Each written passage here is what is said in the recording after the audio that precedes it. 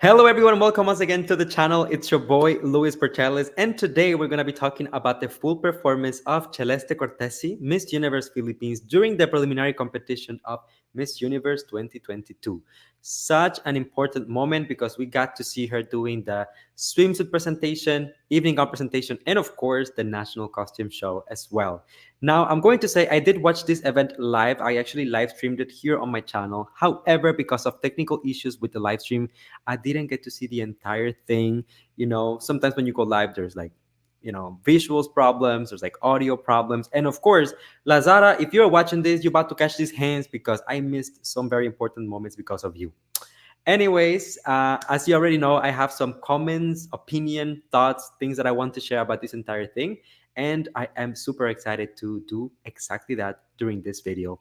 You already know, if you enjoy this, don't forget to hit the like button, subscribe to the channel, of course, and be part of the conversation in the comment section. I have a lot to say, and I have my tea right here. So let's get started. I'll bring Celeste on the screen, and let's talk about it.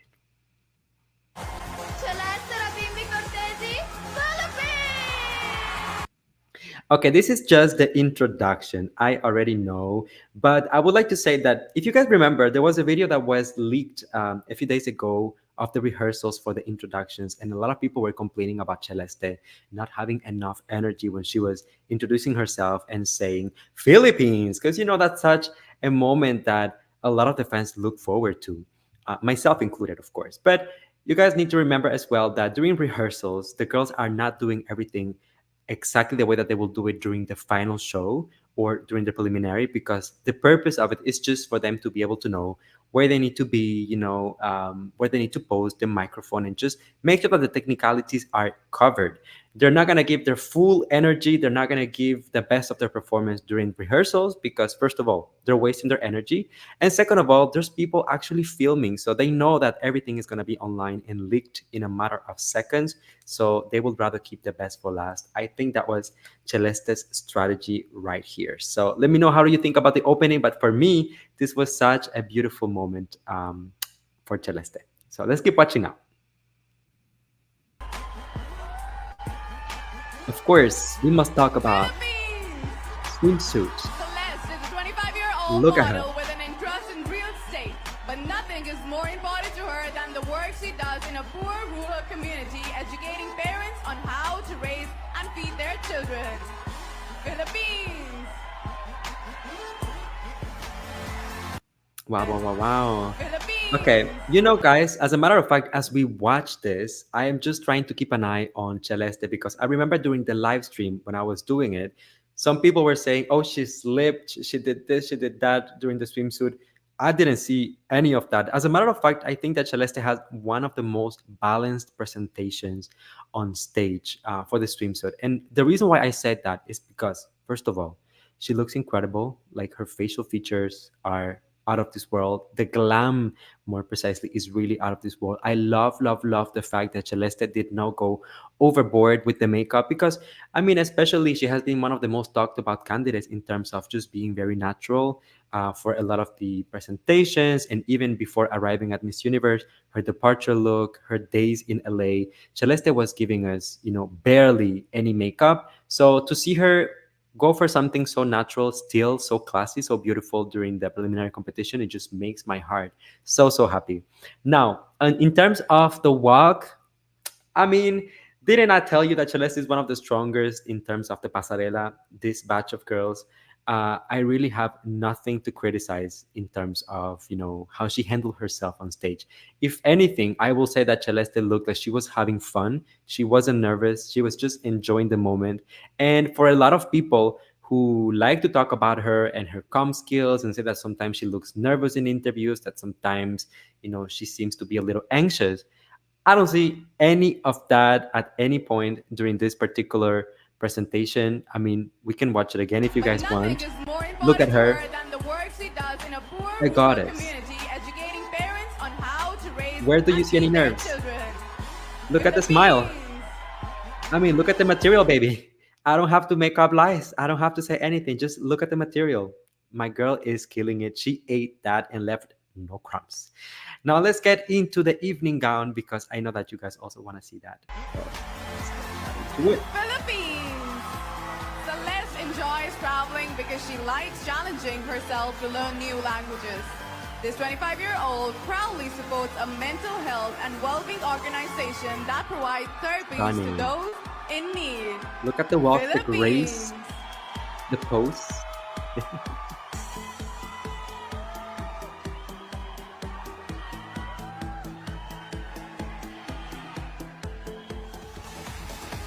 Oh, okay. So that's the national costume, but let's just go back to the evening gown In for a need. moment. I actually wanted to comment about the evening gown for a few moments. I'm just going to bring this on the screen to give you guys a little insight, a closer look to the final, I mean, to the preliminary gown of Celeste Cortesi at Miss Universe. So I just want you guys to pay attention to the details because sometimes when the girls are on stage, even though sometimes we have HD cameras, we have 4K cameras, even a lot of the detail tends to be lost. And simultaneously with all of the lights, even sometimes the color doesn't translate so well on screen. So I think that first of all, it is no coincidence that Celeste went for this particular color for her gown. For those of you who remember, she was actually crowned at Miss Universe Philippines with a blue gown, blue and white. And I think that now going for blue and silver is a very clever nod to even her name. I mean, Celeste is pretty much the color of the sky. And that's the meaning of it in Italian, which we know that she has Italian roots as well, and even in Spanish. So for me, I am Latino from Cuba. So, just seeing Celeste wearing something that kind of like takes us back to her roots, it just feels like very, very genuine and that there is a lot of thought in, making this type of decisions. I mean, I personally, I am super happy with the preliminary gown. I know for a fact that there will be another gown, a different gown for finals. So I hope that it lives up to this one or even that takes it to the next level. But so far, I'm super, super happy. Let's take a look at Celeste's walk once again because it's not just about the gown. You really have to be able to sell it. So let's go back to her and talk about it. Here we go. Philippines.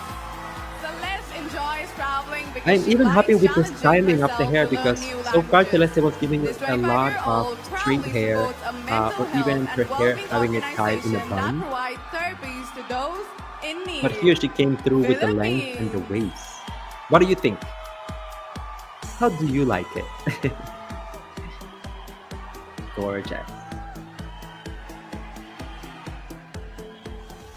So good.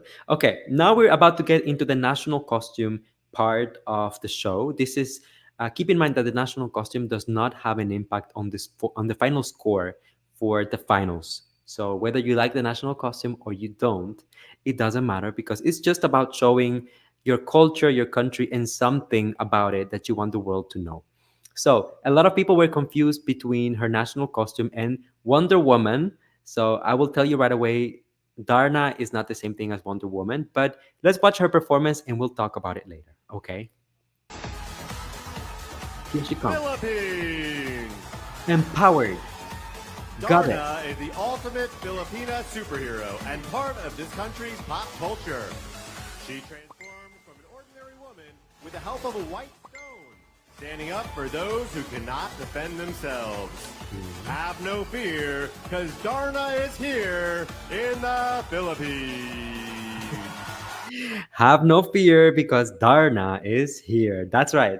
Okay, so let's talk about Darna for a moment, you guys. I mean, I do see the similarities with Wonder Woman. So if you are confused about it, I'm not even judging you. But Darna, it will be kind of the equivalent of the Wonder Woman here in the Philippines. This is not only a very loved figure here in the Philippines, but it's also kind of like a pop culture icon. You can even hear a lot of references to Darna in what people call here the Becky language or the gay lingo in the Philippines.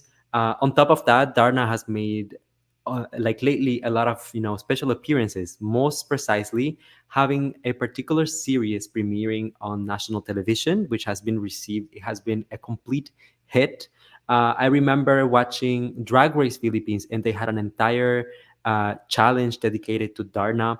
So just to give you an idea of how much this figure matters here in the Philippines, and the fact that no one up until this point had a Darna reference at Miss Universe. It was kind of a missed opportunity. Now, of course, let's address the obvious. If we just go back to Celeste for a moment, um, I'm just gonna bring her back here on the Defend screen. And I will themselves. say that in terms of the proportions of the national costume, of course, we have seen a lot of very, very, very elaborate national costume from from the Philippines, especially last year when I think of Beatriz Luigi Gomez, who actually. Am I delusional, or did Beatriz win the best national costume? I think she did. I'm pretty sure that she did, and I mean she deserved it. So to go from something so elaborate as last year with Bea to now something that is rather simple with Celeste, I think that it's also a way to show like a different side of the Philippines. Not everything has to be so grand and so, produced. Sometimes just the girls themselves can make a statement. And there's two things that I want to add to that. First of all, if I had Celeste's body, I would also want to showcase as much of it as I possibly can. And I think that the Darna costume is very, very appropriate for that. But at the same time, I'm going to add that if you're going to go for a rather simple national costume, it better be something very meaningful. And as I was telling you, this is why I brought the images of Darna here on screen. I'm pretty sure, I know for a fact that everyone here is super happy in the Philippines with this because of just how much love and appreciation the people have for this particular national costume and this particular hero as well.